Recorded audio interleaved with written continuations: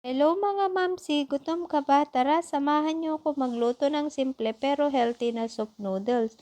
Siyempre, una, hinanda muna natin ang lahat ng ating mga ingredients. May mushroom, repolyo, ayan, 2 itlog, at saka may celery leaves din siya. Tapos ayan na, pinakuluan ko na nga yung tubig. Pagkatapos nilagay ko na ang noodles. Habang kumukulo, nilagyan ko na ng maraming gulay, may pechay, carrots, syempre mushroom para maging healthy at colorful ang ating sabaw. Ang bango habang niluluto, nakaka-excite tikman.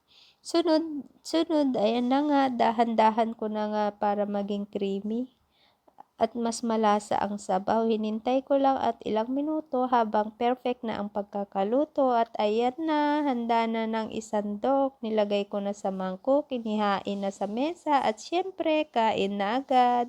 Simple lang ang buhay pero alam mong healthy ang kinakain mo. Isang maliit na mangkok ng soup noodles puno ng gulay at mushroom.